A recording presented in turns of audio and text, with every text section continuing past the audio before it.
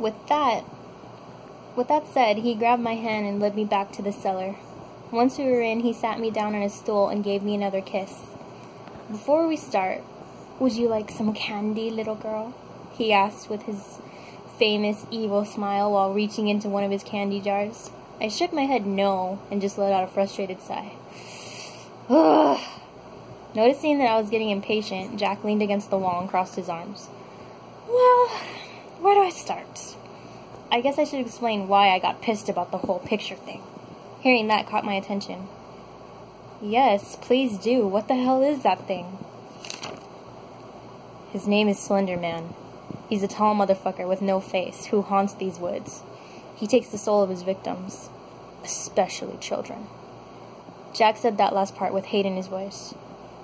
Do you think BJ's seen him? I asked, getting concerned. It is a possibility, Joe. But the thing is,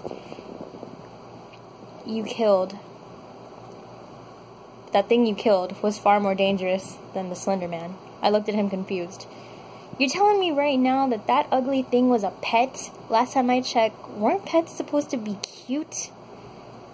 Slender called this thing the Rake. It liked to roam the woods at night and feed on whatever poor souls it could find. Hearing that made my jaw drop. What the hell is with you, all creepy guys, and eating people?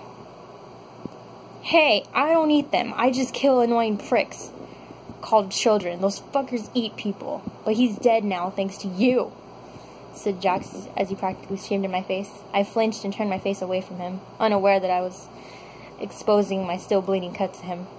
Oh my god, where did you get this from? Did the blade cut you? Jack asked, somewhat concerned. No, the Rake scratched me when I killed it.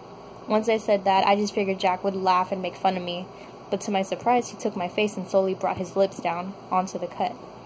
Once again, I could feel his cold lips against my skin. For some odd reason, I was enjoying the feeling. Next thing I knew, he took his tongue and licked my cheek clean of any excess blood. A part of me wanted to gag and push him off me, but it felt good and weird at the same time. I can't really explain it. As he pulled away, he looked into my eyes and looked into his black, emotionless pupils. Since when did I start falling for him? Without thinking, I leaned in closer and hoped to feel his lips against my own. But to my disappointment, he pulled away from me. I'll take care of this disgusting display of rotten flesh. In the meantime, you go check on your brother, Jack said with his back turned to me, walking outside. With a sigh and a shrug on my shoulders, I went back upstairs and quietly made my way into BJ's room. Very carefully, I sat on the edge of my little brother's bed and noticed that he wasn't sleeping. BJ, are you okay? I asked, putting a hand on my little brother's shoulder. Monster gone, sissy? He asked, looking up at me. I shushed him and petted his hair. Yes, my sweet boy, he's gone now. Sissy made him go away. Sitting up, my little brother crawled into my lap and put his arms around me. Oh no, Sissy hurt, BJ said once he noticed my cut. But before I could calm him down, Jack spoke up and made both me and BJ look at him. Relax, kitty. Your sister there is one strong broad. She won't die from one little cut. No, Sissy hurt, said BJ, hugging me tighter. Looking up at Jack, I could see the irritation in his eyes, and every ounce of me could feel that he was ready to go off on poor BJ. But to my surprise, he used his magic to form a green apple lollipop, which just happened to be BJ's favorite flavor. Here you go, sonny boy.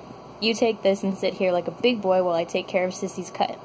With a big smile, BJ ate his candy and left us in peace.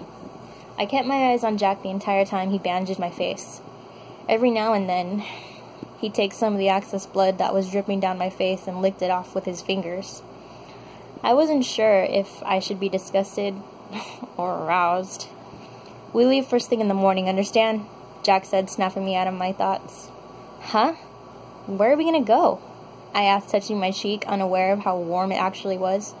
Don't worry about it, just do what I say and keep BJ with you at all times, Jack said, snapping at me. At this point, I was getting sick to death of his mood swings. I just nodded and held on to BJ as Jack got up and left the room. I held BJ close and laid with him until we fell asleep. But I woke up. I couldn't sleep at all. All I did was lay there and reminisce on how easy life was until I met Jack. I was really beginning to wonder if I would continue to dwell on these feelings or eventually accept them for what they were. The next morning. "Hurry your ass up, I want to get the hell out of here," Jack called as I picked up BJ and let him wrap his legs around my waist and his arm around my neck. "We're coming, okay?" I said with a bit of sass in my voice, but the way that Jack balled up his fist as he walked indicated that he was now pissed off. But he just continued to walk and not say a word about it. Every once in a while, I'd glance back to see how far we'd come from the cabin. So far, all we had been doing was roaming through the woods. Truth be told, I was scared out of my mind for the safety of my brother, and I hoped that this place that we were going to wasn't much further. I was so busy carrying my still sleeping brother that once again lost in thought, that I didn't notice that Jack had stopped walking, and due to that, we both bumped into him. "Why'd you stop walking?" I asked, rubbing my now throbbing little nose. Glaring at me, Jack put his hand over my mouth and shushed me. "Fucking listen to me. If you hear static of any kind, I want you to do exactly as I say no matter what. You fucking understand that?" "Mm-hmm," I mumbled through his hand. "Good. Now be a good little girl and hold my hand." With a frustrated sigh, I did as he asked and continued to walk. But once again, the only place I could seem to be myself was in my mind. And in my mind, I kept screaming, "Why are you being such a pushover? Cuss him out and tell him he's being a major asshole. How could you think that he'd even fall for you?" Just thinking about all this made me super upset. But in the middle of all that walking, BJ started crying. Crying as if something had hurt him, as if he was in excruciating pain. I pulled him out so I could see what was causing him to act this way. BJ, what's wrong?" I asked, doing my best not to panic. He didn't answer me. He just continued to cry and point behind me. I began to turn my head, but before I could even see what was causing him to cry, the ear-piercing staticky sound filled my ears, and it even began to make my vision blur. The last thing I remember seeing before everything went black was Jack yelling out my name and pushing me and BJ out of the way.